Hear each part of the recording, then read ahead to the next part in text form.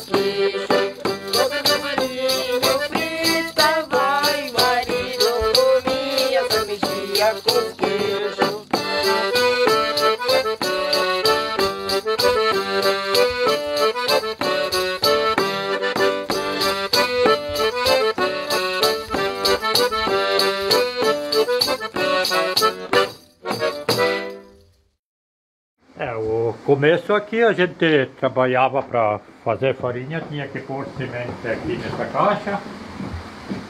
Daí ela passava na pedra, passava no cilindro, voltava de novo pelo elevador para cima aqui outra vez. E daí ia moendo de novo, até sair toda a farinha do farelo, da semente. E esse daqui, o senhor, o que dá para moer aqui? Dá para moer milho, dá para moer trigo? Centelho, tudo, toda semente, todo tipo de semente. Quando que foi montado esse moinho aqui? Era em 72, maio de 72 foi montado. Quanto tempo levou para montar? Esse nós trabalhamos 110 dias com o carpinteiro para montar isso. Fora o barracão que foi feito antes, daí o resto da montagem do maquinário das ferragens demorou 110 dias. Quantos anos o senhor tinha na época? Eu estava com uns 18, 19 anos. Então estava na força, Eu que estava mais no serviço. E da onde que foi a ideia de montar um moinho desse aqui no interior de Malé? Esse é o meu pai, gostou de trabalhar com isso, gostou de montar porque ele tinha outro terreno, mas achou que aqui era mais apropriado para fazer o moinho. Daí nós abrimos o carreador aqui para entrar e começamos a trabalhar aqui. Então aqui não tinha casa, não tinha nada? Aqui não tinha nada, nós montamos um rancho para nós fazer o foguinho, esquentar almoço, nós caminhava 5 km cedo e de tarde voltava para casa lá. Daí nós começamos aqui o serviço, montamos paiol, montamos casa, depois montamos casa depois que o moinho estava funcionando, porque antes nós morávamos num paiol. E vinha muita gente de fora aqui para moer o produto aqui com vocês? Aqui a localidade por perto era, aqui mais ou menos na base de umas 200 famílias eu tinha freguês aqui. Que tal isso? E eles vinham moer o produto deles que dava pro ano? Isso, eles traziam cada 2, 3 meses a quantidade que eles gastavam, mas eles apareciam aqui para fazer, não traziam numa pancada para ano inteiro, era durante um mês e meio, 2 meses, depende da quantidade. Para que não estragasse em casa também, né? Para que desse para aproveitar. E me diga uma coisa, e como é que cobrava isso na época? Isso era por quilo. Na base da balança aqui, e por quilo cobrava alguns centavos lá para menos ganhar o dia. E na época tudo era feito com muito encaixe, né, seu Casimiro? Era pouco prego e bastante criatividade. Tinha bastante encaixe e prego mais necessário no lugar. Seu Casimiro, essa pedra aqui que está toda a força do moinho, todo o processamento do moinho, ele está aqui. Essa é a pedra aqui. Moía. Daí ele baixava naquela caixa lá, daí lá peneirava. E pesada essa pedra? Essa ali não tenho base quantos quilos pode ter, mas isso ali passa de meia tonelada a pedra. Passa de meia tonelada. E para pôr esse serviço que deu para trazer isso daqui? Nós fizemos um estaleiro com uma viga grossa, daí fizemos lá do barranco, fizemos ali para dentro para nós conseguir e puxando ela para montar no lugar. Eu queria que o senhor mostrasse aqui para quem está assistindo o nosso vídeo agora, para ver como é que é o sistema da abertura aqui, seu Casimiro, do trigo para fazer a moagem. Tá aqui. Esse aqui a regulagem, então. Aqui soltava o trigo, caía nessa gamelinha aqui, daí aqui eu regulava a quantia de semente para cair dentro da pedra aqui. E essa gamelinha ela ia chacoalhandinho? Essa aqui chacoalhava. Para ele não jogar muito grão e ele afogar o serviço do... Não podia ir demais, era uma quantia mais ou menos certa. Chacoalhava.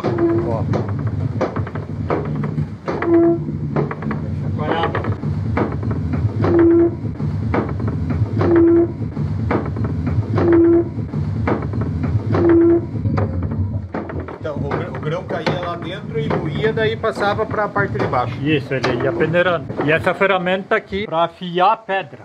Então precisava de afiar essa pedra? Isso. Você engatava esses ganchos lá na pedra, desmontava essas caixas porque é tudo separado, só tirar. Encaixava lá, daí levantava, desvirava a pedra assim para fazer os frisos na pedra para ele dar o atrito para... Isso, para dar uma afiada nela, para ela poder cortar mais a semente.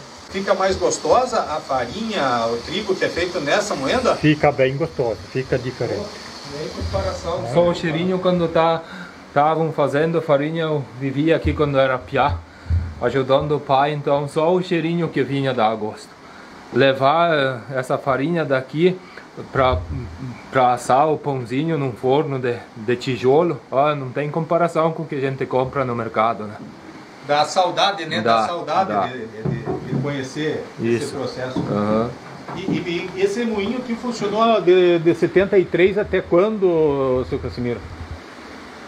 Ele de 73 funcionou até 77 por aí. Porque daí depois que arrebentou o açude, daí paramos de trabalhar. Daí, então ele não funcionou por muito tempo? Não funcionou, porque daí foi uma pena que arrancou o açude. Daí ficou parado uns par de anos. Daí depois quando nós resolvimos, quando apareceu as luzes, daí eu coloquemos a luz, daí eu funcionei a luz ali, daí que trabalhou. Daí o senhor fez uma adaptação com o motor? Ajudei o pai, daí agora há pouco que eu falei, daí já era movido a luz, que foi reformado na época que antes o avô com o pai trabalharam com ele a água, daí por muito tempo ficou parado, daí depois foi reativado a luz. Agora nós estamos passando aqui na parte de baixo do moinho, né? Na parte térrea, que tem toda a parte de engrenagem aqui do funcionamento, né? E a gente vê que além da parte do moinho ele podia funcionar outras ferramentas também, né? Sim. Aqui era a ferramenta, os nereuzinhos funcionavam aqui para afiar as ferramentas para repicar, afiar a pedra lá. Porque não tinha ferramenta, vamos dizer, agora tem a maquita, tem umas ferramentas diferentes, lixadeira, e antes nós na talhadeirinha, martelinho, E tinha que afiar cada quanto tempo isso? Isso cada passo, ver a hora que ele já desgastava, tinha que dar uma afiadinha e tentar cortar um pouco, porque não é mole, a pedra é dura. É dura. Para afiar as duas partes, a de cima e a de baixo, nós ficava às vezes 2 semanas na talhadeirinha. 2 semanas? Isso. Seu Clemente, eu queria que o senhor mostrasse pra gente aqui como que funcionava essa parte aqui. Porque diferente dos moinhos que a gente viu até agora, esse moinho ele tem um compartimento que ele processava o fubá e ele tem um outro compartimento onde que ele processava, separava a farinha de trigo, né? Como que é esse aqui, seu Clemente? Esse aqui que só era o trigo nessa parte. Farinha fina aqui. Esse é mais para farinha fina. Tirar essa coreia, deixar nos vemos. Ele girava assim, ó, só que ele está estragado. Está estragado, está parado. Né? Girava assim, ó, daí peneirava a farinha. E é um material, é um tecido, sei lá como que chamam, de cilindro isso aqui. É fininho, se você passar a mão é tipo um plástico. É só sair uma maceraçãozinha assim, né? É só uma maceraçãozinha de nada. Daí tem o outro compartimento que é para farinha de centeio, farinha grossa, que hoje em dia chamam de farinha integral, só que hoje em dia põe um farelo mesmo e chamam, não é feito acho que nem assim, né? E daí fubá de milho faziam. Então esse compartimento aqui era para farinha fina. Farinha fina. Tanto fosse farinha branca, farinha de trigo, como o fubá. Isso. Não, aquele era centeio e trigo. Só centeio e trigo. Só centeio e trigo. Naquela parte lá, só centeio e trigo. E aqui, o que saía aqui dessa... Aqui passava o farelo, tipo, passava uma vez, outra vez ia lá para cima pelo elevador, porque para tirar toda a farinha tinha que passar 4 vezes. Então você parava de moer lá e daí ficava só processando ele, só passando? Ia moendo, ia passando, ia lá para cima, mudava só aquela bica de uma caixa na outra e fazia assim para passar 4 vezes para sair toda a farinha. Até dar o ponto. Isso. Então ele saía aqui, ia lá embaixo e voltava lá. Ele não tira toda lá para cima. Aqui tem elevador dentro. Tem as conchinhas lá. Uma coreia com conchinha lá que eles puxam. Não sei se é umas 40 conchinhas tem dentro ali numa coreia. Tá, e aqui é a mesma coisa? É a mesma coisa, daí você terminou de sair a farinha, só desligava essa bica aqui caía o farelo na caixa, já não precisava ele voltar lá para cima, caía o farelo aqui. A quarta passada fazia isso, ó, aqui também, ó, desencaixa, ó. Ó, desencaixa aqui, deixava o farelo cair para não ir lá. Só tirava a farinha, tirava lá e o farelo saía ali. Esse daí é o cilindro que fazia fubá, esse está completo ainda. Só que esse é mais ralinho para passar mais graúda. Tireirinha, tipo fubá, ou farinha grossa, como chamavam. Então esse aqui ele saía um tipo só de fubá, né? Saía um tipo só de fubá. Tá. E aqui agora, aqui tem toda a parte de engrenagem aqui. Esse puxava aqui o motorzinho. Até hoje funciona o motorzinho. Então o senhor fez uma adaptação aqui para substituir a roda d'água. Porque antes era ao contrário, aqui não existia essa polia. Nem o motor não existia, só existia aquela polia. Aquela pequena lá. Aquela pequena, daí eu adaptava aqui dessa coreia do descascador para cá. Ele tocava daí o descascador de arroz aqui também. Separado. Daí quando eu parava com moinho de trigo, daí tocava descascador. Muito bem, vamos lá então ver aonde que era a roda d'água. Aqui ainda tem os fragmentos aí essa aqui era da primeira roda d'água. Essa era a engrenagem também lá embaixo. Mesmo da roda da água não tem os pedaços, que isso foi apodrecendo, daí desmontaram, daí da roda da água não tem nenhum pedaço. Essa aqui já era a engrenagem, aqui por baixo do moinho tinha a rodona grande, daí movimentava aquela engrenagem de madeira. Ó. Esse pegava assim uma na outra. E não era pregado com prego, nada, só com aqueles... Como que chama, pai? Aquele... Torno.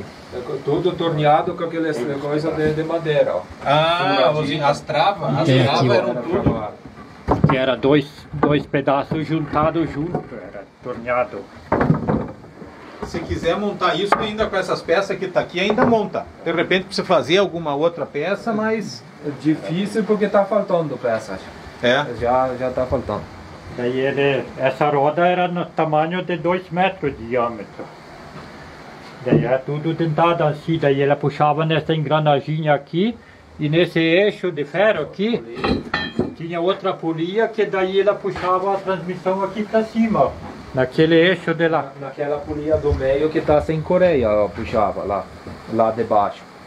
Movimentava, daí movimentava para lá. Daí depois quando foi mudado para luz, daí foi adaptado o motor daquele lado para movimentar a luz.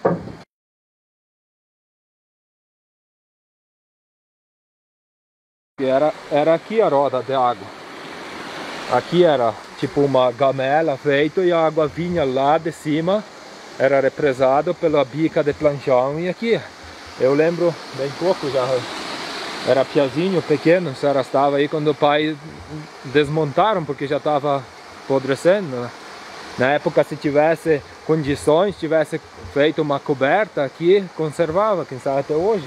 Era uns 2,5 metros a altura do açude, daí vinha aqui em cima da roda de água de 3 metros de diâmetro que tinha na altura a roda. E o rio tinha mais água do que tem hoje? Ah, muito mais tinha, agora está aquecendo as águas. Mas com essa água, se deixasse para de noite ela trancada, dava para outro dia você trabalhar.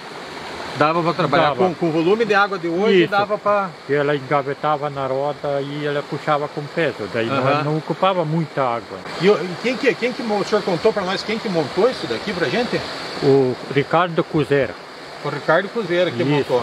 Até hoje ele está vivo em Malé. É dele a ideia de como que funcionava, as rodas e tudo mais? Isso, a medição, o que ele fazia, essas engrenagens ali que puxava uma na outra, era a medida dele. Ele fazia as contas dele e dava tudo certinho. Ele que era o engenheiro do processo, então? Sim.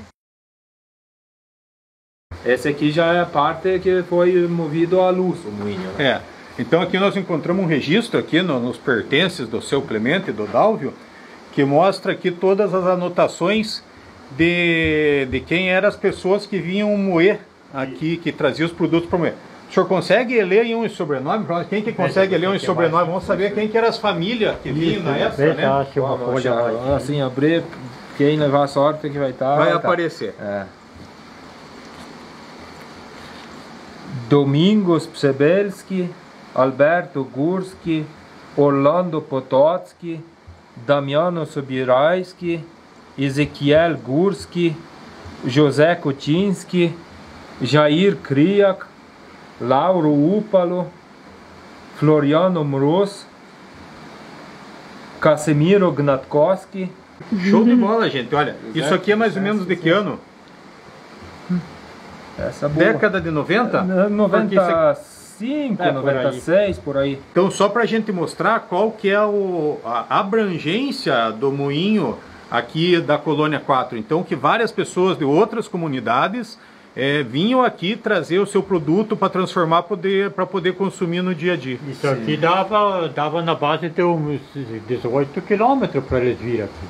Até para vir de carroça, quanto tempo? De carroça vinham, porque naquela época, claro, ninguém quase tinha ainda nas colônias. Leva um meio-dia para mais para vir de carroça? Umas 2 horas. Umas 2 horas para vir de carroça. Tinha que gastar o dia, né? Porque vinha aqui, daí até esperar moer, até eu levar. Eu comentei lá que não dava para tocar dia por dia, porque tinha que deixar a pedra esfriar. Às vezes vinha a pessoa assim de longe, pedia, não tem como fazer já, eu ia esperar tudo, às vezes voltava meio desanimado, mas não tinha como fazer, porque tinha que deixar descansar, ou senão tinha serviço na frente para fazer. Daí eles deixavam o produto aqui e vinham buscar em outra hora. Daí a gente marcava mais ou menos o dia que podia estar pronto e deixava pronto. Hoje em dia ia se tornar mais fácil, que tem o WhatsApp, alguma coisa. Antes não, antes era, como diz, no fio do bigode.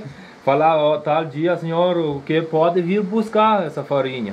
Então tinha que deixar pronto aqui para a pessoa não perder a viagem, né? Essa madeira que está aqui, vocês serraram tudo a muque? Tudo na... Serrado e farquejado. Tem viga que é farquejada com um machadinho, ó, tem sinal ó, aqui. Ó, aquela viga lá, ó, não é serrada, aquela é farquejadinha, né? Então, aqueles equipamentos que está lá na serra foram usados para fazer isso daqui ainda, aqueles de pegar de... Era o talher aqui em cima, de umas varas, e daí a maioria eu com meu irmão fizemos tudo isso. E como que vocês veem esse moinho hoje, a continuidade disso, porque ele está muito tempo parado, né? Então, o que vocês pensam desse moinho? Eu gostaria de ter o dinheirinho, como diz, para dar uma reformada, para deixar para o filho, para os netos, como o avô fez com meu pai. Meu pai conseguiram conservar até deixar ele de pé até hoje, só que não está sendo fácil. E gostaria que voltasse aquelas épocas do pessoal semear seu trigo, seu centeio, fazer uma farinha assim caseira, como diz, sem muito agrotóxico, como hoje em dia é feito, né? Certo. E para manter isso dentro de uma pequena propriedade, para você que tem que trabalhar no fumo para manter o sustento da família, né? Planta uma lavoura, uma soja, alguma coisa para o sustento da família, é difícil sobrar recurso para investir para recuperar isso daqui. Sim. Tinha que ter alguma ajuda do governo, que tanto se fala em cultura, turismo, essas coisas. Isso aqui tinha que ter algum dinheiro, sei lá, algum fundo, né, para essas coisas. Tá, e qual que é a mensagem que vocês deixam, qual que é a recordação de infância que vocês deixam, a recordação do senhor que construiu, ajudou a construir isso daqui, que vocês deixam para os netos, para os bisnetos, de tudo que foi feito aqui? A minha recordação é assim, eu brincava aqui, cuidava do meu irmão, ajudava o pai aqui no moinho, estudei só até 4ª série, só que não me arrependo. Porque assim, estamos sobrevivendo e estamos do jeito que dá, né? Não tenho o que reclamar da minha infância, né? E o senhor? O que mais marcou para o senhor de tudo isso? É muita coisa que tem na recordação.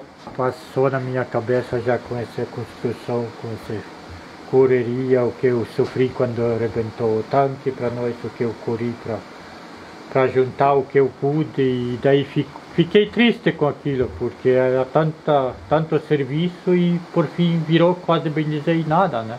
Tinha que procurar um jeito para ver se consigo renovar de novo e com bom tempo conseguimos, mas também agora já também não funciona mais, tem que ver o que vai dar para frente. E era o investimento da família.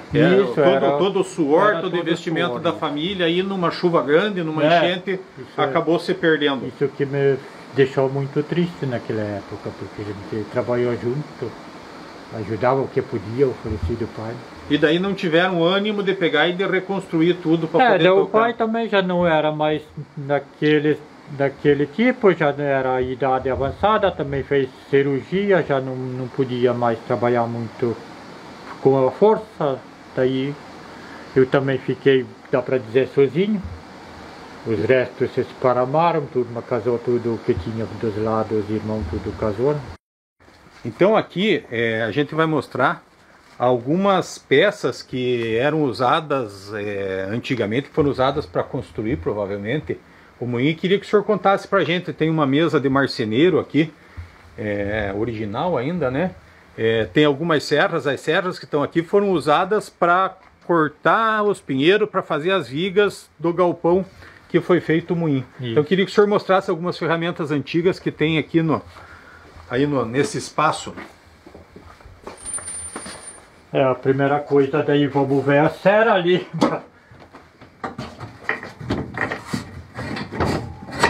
Você não precisa tirar do lugar. Não precisa tirar. Ó, tá essa que cortava a tora, e aquela daí desdobrava as vigas. Aquela ali desdobrava as vigas. Isso, aquela você subia em cima da tora, o outro ficava embaixo no chão e puxava para abrir as toras para fazer as madeiras. Aqui tem uma prensinha de... Essa aqui era uma caixinha que eu tinha montado em cima lá da caixa de pôr a semente para moer. Então montei essa caixinha, essa peneira aqui, para daí eu passar a semente para às vezes alguma coisa, algum pedaço de ferro ou alguma coisa mais graúda, a gente achava aqui em cima da peneira para não cair junto com semente dentro lá. E alguma impureza, uma Isso, alguma mais coisa graúda. Se caísse um pedaço de ferro, um prego, ou seja o que for. Que para mim caiu um tempo uma cabeça de chave que foi quebrada na trilhadeira quando estavam batendo trigo pro vizinho. E daí quebrou aquela chave e foi junto aquela cabecinha, veio com trigo aqui para eu fazer farinha e caiu dentro da pedra lá. Eu me obriguei a desmontar todas as caixas de cima, levantar a pedra, para daí achar o ferro lá no meio das pedras para tirar. Mão de obra, né? Mão de obra. E esses formão aqui que tem? Esse aqui tudo é para Cipilho. Cipilho. Esse aqui. Cipilho dele não é formão, né? Esse aqui o E esses encaixes macho diferentes? fêmea faziam nas tábuas, ou encaixava uma na outra. Como Esses aqui faziam as molduras para quadro, fazia, recortava enfeitadinho assim, ó, nesse tipo, ó. Fazia as molduras para quadro. Ah, todo manual. Ó, esse aqui os carunchinhos estão coroendo agora também. Isso aqui tudo ferramenta. Tá. Aqui tem uma... Essa peça aqui era usada para travar, para afiar as serras? Serra, arame antes tempo para para costurar arame. Ah, para costurar. Usavam. Daí serra também afiava serrote e podia prender aqui e afiar com lima, daí ficar mais confortável. E aqui tem um torninho a pedal. Essa é tipo máquina de costura. Deixa eu ver se... Também torneava um pé de mesa. Vou pegar embaixo.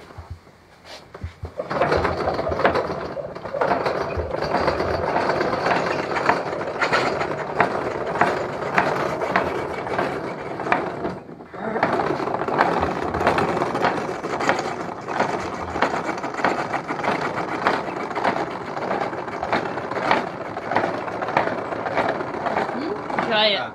Aqui nós temos serra em arco, tem trado. Quer ver uma coisa que eu tinha visto que é bem legal? Para que serve isso daqui? Esse eu faço cabo para a ferramenta.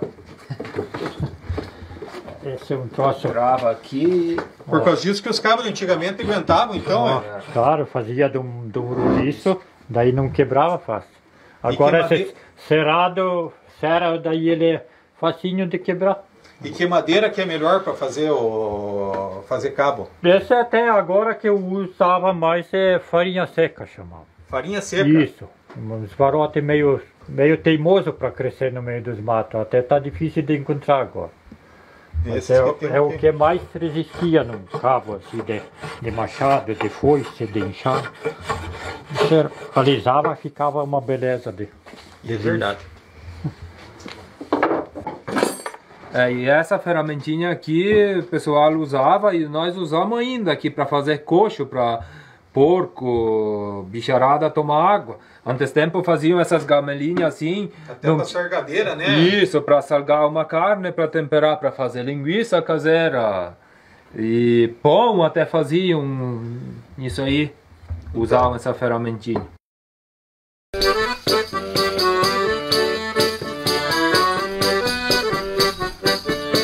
Mais uma vez nós queremos agradecer a família do seu Clemente, do Dalvio Kujitloski, que recebeu a gente aqui na Colônia 4 em Malé, mostrou todo esse encanto de moinho, toda essa história bacana de ser ouvida, assistida e apreciada.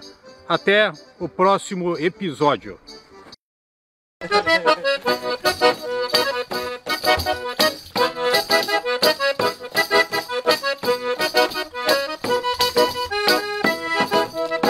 Tem que cantar.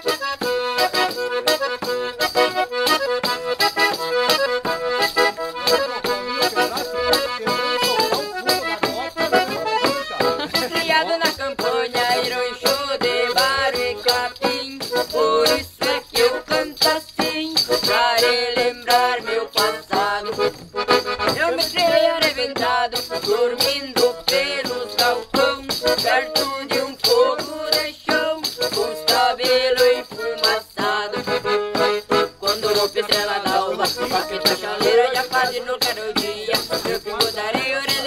ter varia enquanto uma saracura vai cantando de poleirada. Escutou o grito doçura, e lá no piquete ele chapou do tordilho. Na boca da noite me aparece um zurilho e me já partiu de cada prendida com a cachorrada.